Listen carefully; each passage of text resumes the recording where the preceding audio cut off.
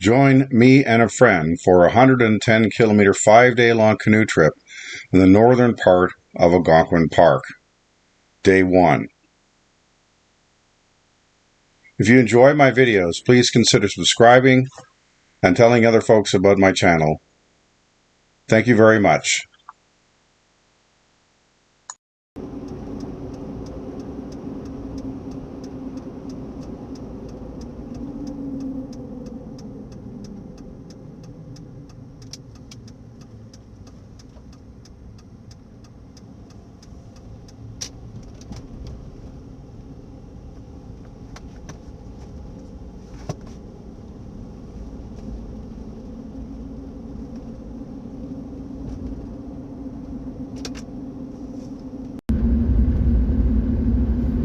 Well, hello again. This time we're on a big canoe trip, 5 days in the north part of Algonquin Park, and just driving down the Kiosk Road to the put in there at the Kiosk campground.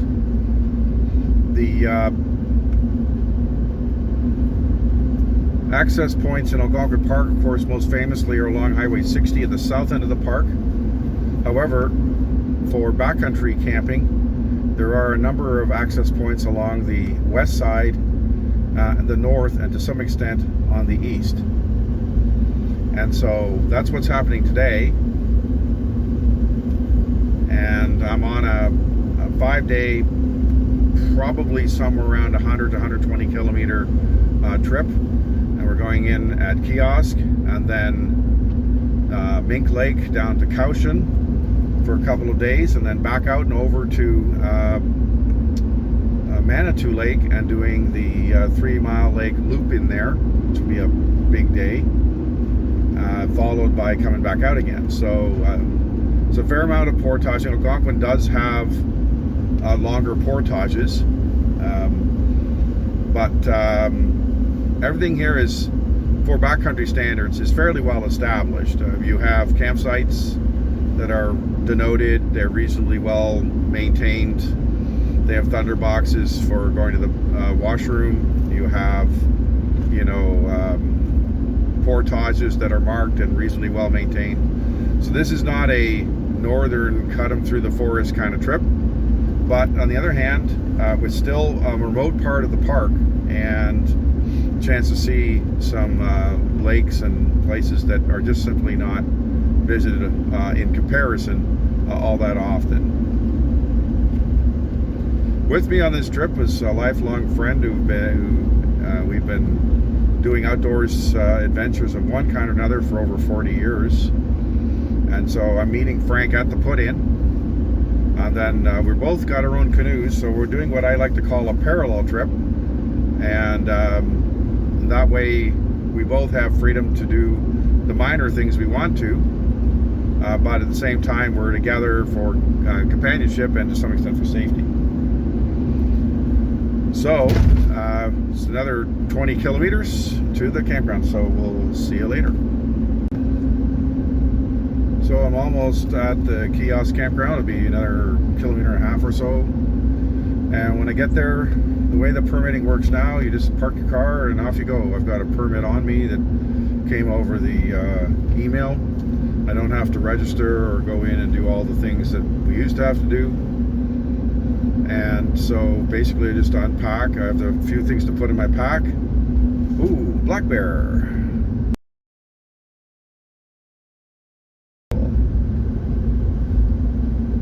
There he is, little guy. So, well, there you go. Deer and a black bear in the drive down. Not too bad. Anyhow, and then we'll see if Frank is here or not. I wouldn't be surprised if he is. Tends to do that. So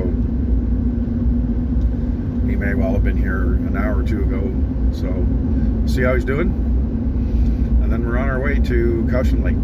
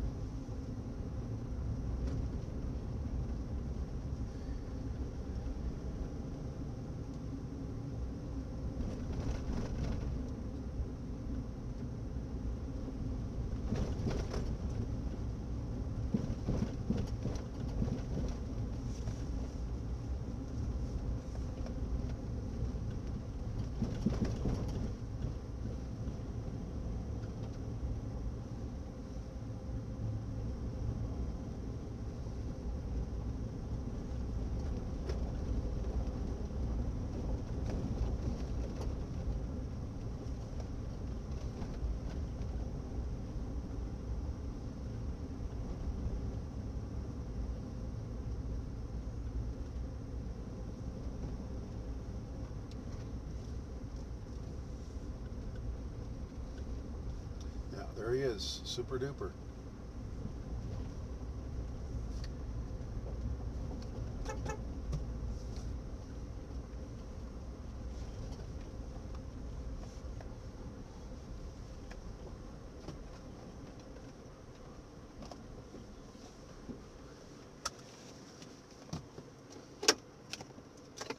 Okay, tell me what you're doing.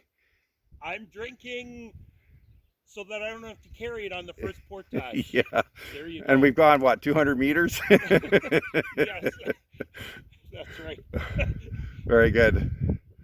And so our trip, the first part's about 3 kilometers down that direction, just past where the railroad crossed the lake and into the Mink Lake portage. I think it's about 4.5 till the first portage, something like that. He's going 4.5 and I'll go 3.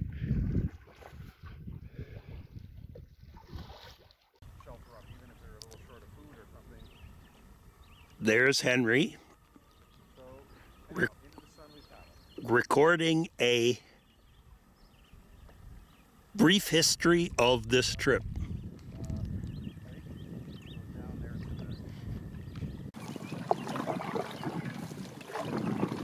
So this is the path of the, I think it was the Canadian National Railroad, up until the mid-1980s when they pulled the plug. They were originally going to run a lot of trains through here, and then there was objections about that through the park, and so they said no, and they pulled up stakes, and so we have quiet, which is wonderful.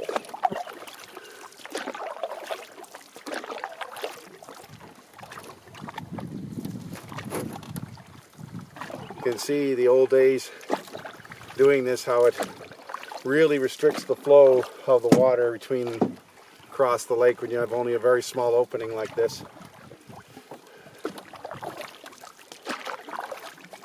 It won't happen, but it'd be nice if they made 10 bridges here or something.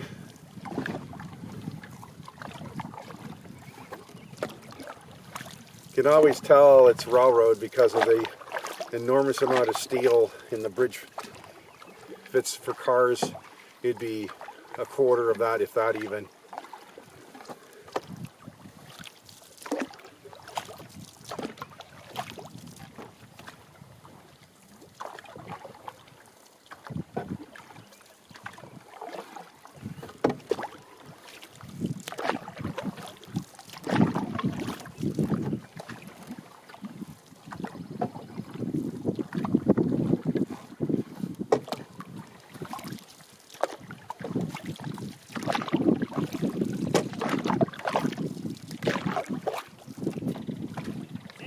When you come under the bridge, the smell of steel.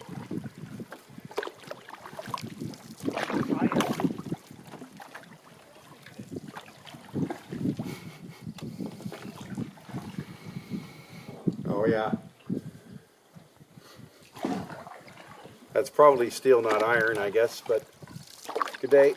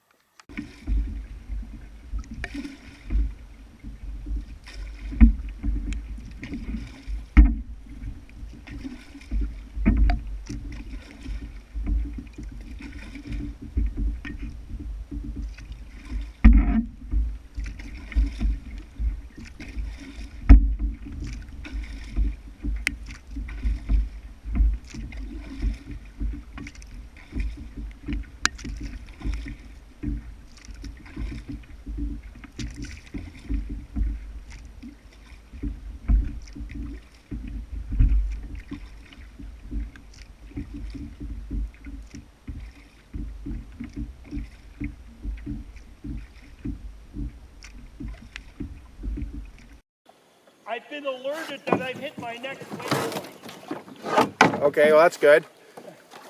So we're not lost. Pretty shallow here. We're just on the last bit into for the portage into Little Mink Lake. Shouldn't be too much further, but they'll take you down as far as they can in the water course because paddling's easier than portaging. So we'll see what transpires here in the next few minutes.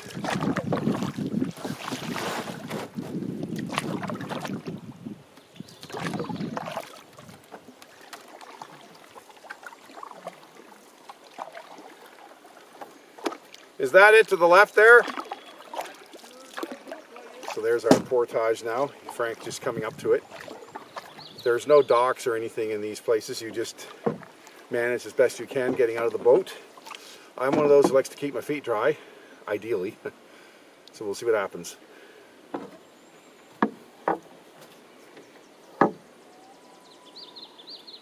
My first loon call.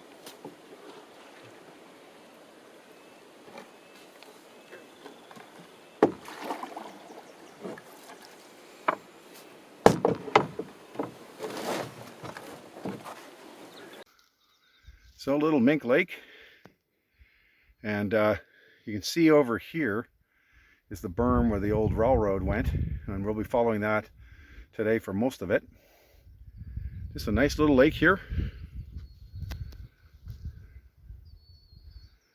So it's I can already hear the roar of the next rapid, so it's probably 300 or 400 meters to the next portage.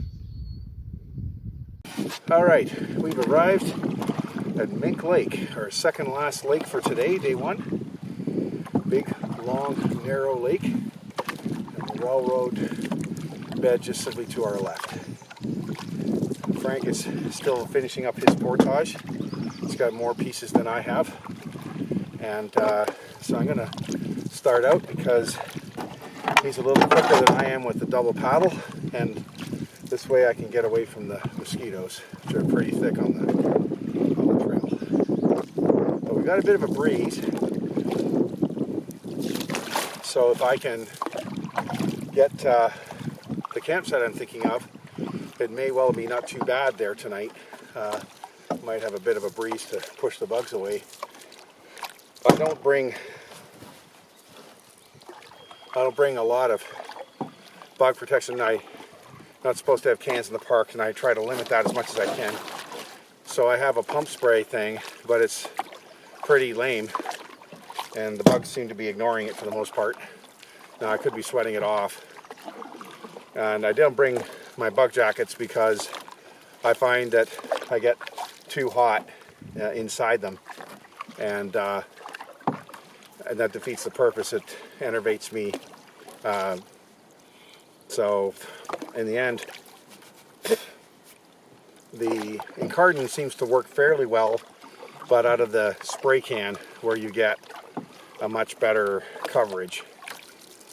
I also have to put on some sunscreen too.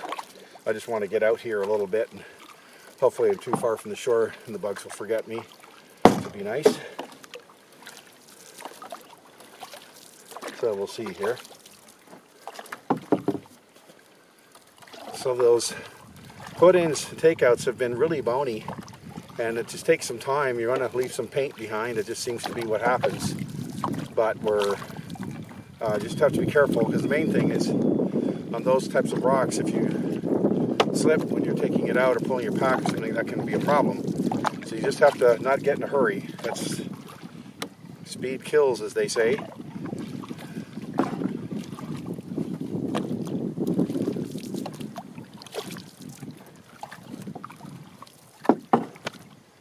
Well, at least the mosquitoes have followed me out. If I kill them all, that should be the end of it, because I don't think they can detect me from shore. Let's see if Frank has come back yet.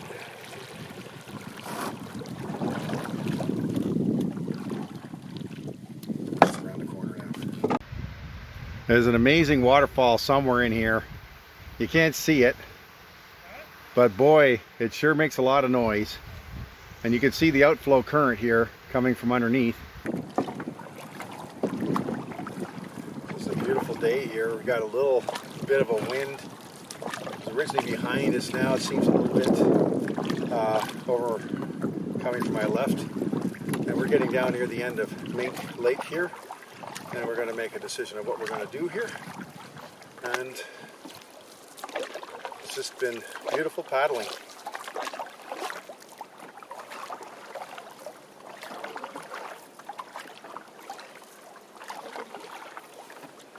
With the big paddle, I can't J-stroke very well, but I prefer the power that it gives me.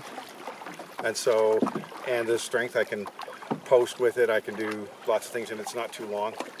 So I have some versatility. I can use it as a staff when I'm getting out of the canoe. But that means then I have to switch sides fairly often, and I've been able to do that without too much trouble. The canoe does go back and forth a little bit at the front, but I don't think that it really makes much difference in the efficiencies of it.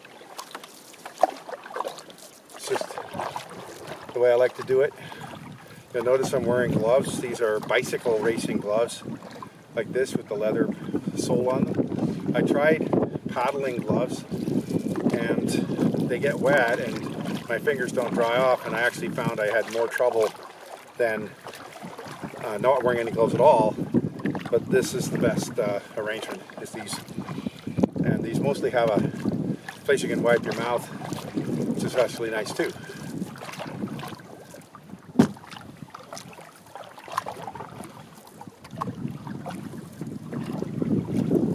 And so that old railroad that we've been watching is down the left side, all the way down this lake. So we're going to investigate just what we're going to do with our campsite here, since we were thinking of walking along it after we get sorted out. So up to see. There's absolutely no one here. We haven't seen a boat or a canoe or a tent or a person whatsoever. So it's pretty nice. There's 4 or 5 campsites down here at the end of Mink, and a whole bunch on Caution.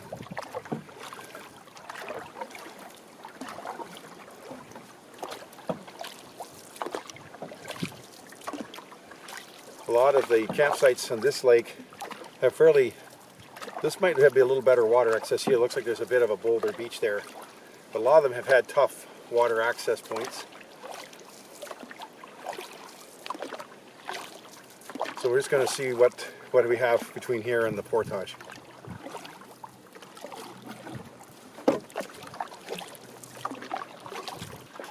Okay, so it's around 2 o'clock, and what we've done is down the end of Mink Lake, looked at different campsites. I walked the trail into Caution. Caution looks really nice with a pretty high stone wall on the north side. But we've thought about it and realized that I made a mistake with the permits, thinking that we'd spend 2 nights on Caution exploring, but what we can do is not have to carry everything in there by camping here on Mink somewhere. There's absolutely no one here, so we shouldn't do it, I guess, but I think we'll probably stay on Mink, and then tomorrow just go in as a day trip to Caution and we'll look around and come back out again. And also, coming from Caution all the way around to Manitou is a long way, 30 something, and some portaging in there too. So this way we're going to be 6 or 7 kilometers closer, plus that one portage. So it's a smart move from the trip, and normally I would never do this. I think I've only done it once when I was on a trip when I was exhausted.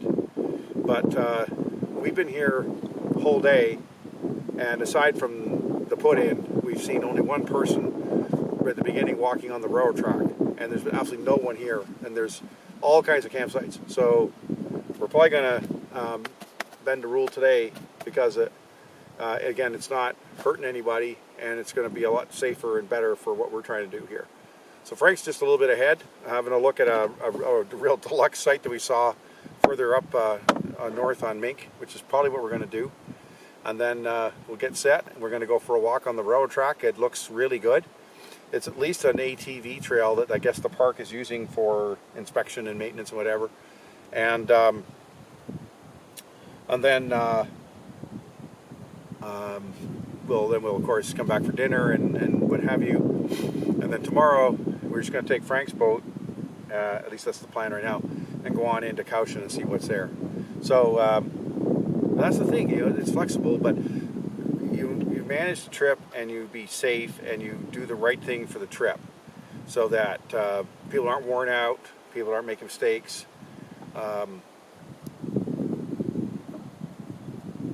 So a mistake I made on this trip, I thought they'd be okay with the bugs. They weren't too bad at home. I thought I could put up with them. But on some of these portages I really could use. I have the spray can, which I didn't want to bring because of the rules, and the pump spray thing is comparatively useless. It just puts out hardly any material at all. I'm going to see if I can figure out a way to open it and then pour the stuff out before we go for a walk. That would probably help me. So we'll see how that works, if possible, without wrecking it, because I could really use that.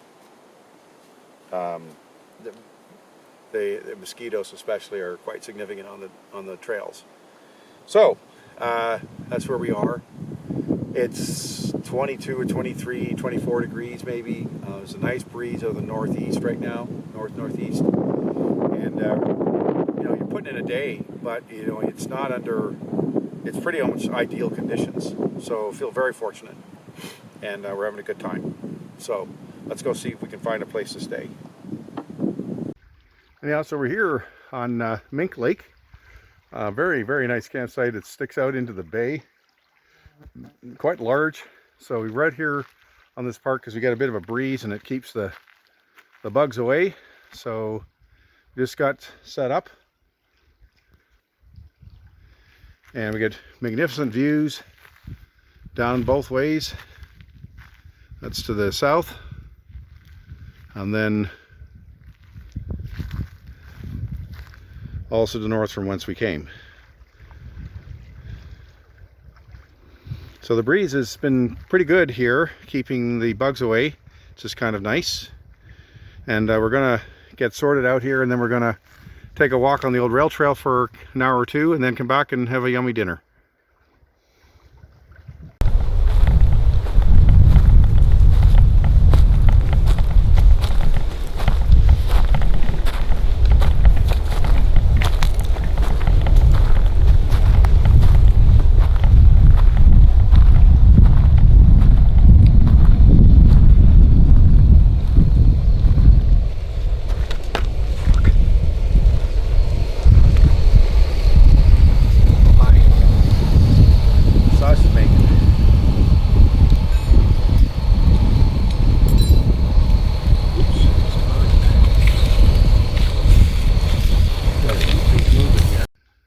So here we are on Mink Lake, on a really quite a deluxe campsite with more than one site to it kind of, and we've gotten done with our dinner. It's about 7:30, washed up everything, and just getting ready to enjoy the evening. Little tour here. So the wind was blowing pretty good earlier. It's subdued now. I don't have the same bug protection, so I decided to stay up on the ridge where I get a little more wind. That's Frank's tent. Hopefully he's not expecting rain. And then he has his bug shelter where he can live in comfort. However, poorer people like me just exist by being tough, and have my stuff here, and some very nice rocks to put things together. So it's all been really nice. And then we have a burn ban. Before I do that, this has worked out wonderfully well. I'm using my bee-free water filter for the first time, and I'm able to use the camera tripod as a support for it, and of course that way I can change the height and fill my bottles. It's working really well, and the flavor seems to be more natural than what I remember from the past. So we've had a pretty good day. Probably traveled on the water and or portaging somewhere around 20 and a bit kilometers, and then we paddled over and probably walked another 6 or so on the railway trail, which is like a coarse gravel. It was all right. Interesting walk in the forest. We didn't see any animals. I saw a bear, a snapping turtle, and a white-tailed deer on the way in this morning. But other than that, it's been pretty quiet. And so we're looking forward to a nice evening here, and then a big day tomorrow. Go have a look at Cowshan Lake.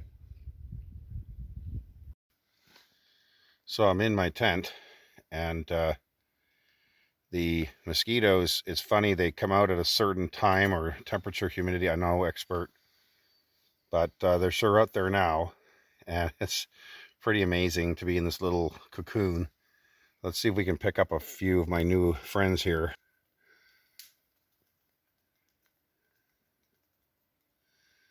Yeah, let's see. We need to find a way to, let's stop. So there's a few of them anyway. It's not focused very well. But there's got to be 200 or 300 between the screen that I'm in and my fly of the tent. So wonderful modern technology, and we'll take it. So I had a really nice day. We got on the water at 9 a.m. and we paddled across Kiosk, if I said that, Kiosk Lake, and it was like apparently something to do with gulls, I forget exactly. And then rounded into Little Mink Lake, and then through into Mink Lake and down at the end. And we double portaged everything, and then I walked the portage to Cowshan, which looks really interesting for tomorrow. Big high wall on the one side, and nice long lake to have a look at. So we're probably going to go with one canoe. We'll see in the morning, but that's using Frank's, and take some stuff with us and leave most of our gear here, and making the trip into the lake not as arduous. I didn't bring a bug net or proper repellent. I have the squirt bottle. It works kind of, but prefer probably a little more than that. But other than that, we've been doing really well. Had a nice dinner, sausages, soup. What else did I have? Pudding, M&Ms. I feel good. So I'm just going to take my medication and off I go. And we'll see you in the morning. Regionally, the Kiosk put-in is 31 kilometers south of Highway 17, and that turn is 41 kilometers east of the city of North Bay, Ontario. North Bay, Ontario is approximately 300 kilometers north of Toronto, Ontario. All the roads are good roads to drive, and so there's no challenge really to getting to this put-in. Highway 630 is paved all the way. The only dirt you find is just at the last minute when you go into the park proper.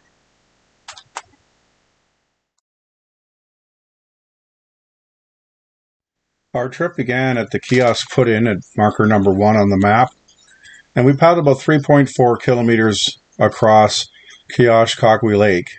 When you see the trail going along the northern coast of the lake, it's because you have to go underneath the trestle of the old CNR Railroad before turning southeast.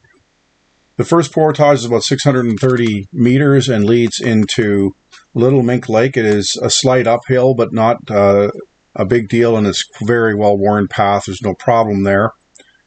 Little Mink Lake isn't very big, about 600 meters across, and then you come into the next portage, which is about 400 meters long, that takes you into Mink Lake proper. Now, about 2/3 of the way along going southeast, there is a junction where you can take the 1,200 meter portage due south into White Birch Lake, and so we didn't do that, but it is kind of the thing where you've got a lake like that that has a tough portage that maybe a lot of people don't go to it. We then continued southeast all the way down Mink, looking at different campsites. We never saw any campers or any people. There must be a dozen campsites on this lake, and there was no one here anywhere. We then went down to the far end to the portage, and I walked just by myself over to the other end. And Cowichan looked very nice, but the portage is very buggy, enormous numbers of mosquitoes and so forth on it. And we decided to retreat and camp at a decent site halfway along Mink. If you now look at our track just north, just underneath the campsite sign, there's a thin gray line. That was the old railroad track. That is the path we followed. And we almost got to the Cowichan Lake portage, as you can see if you look carefully. Unfortunately, I can't change the color. And then we walked back along the same way. But it was a very nice walk, and it's on this the heavy stone pieces of the old ballast, and they park, or whoever drives ATVs or something like on it, I guess for inspection purposes, so it's still kept up half decently. So that was a very nice first day to our trip, approximately 21 kilometers of travel.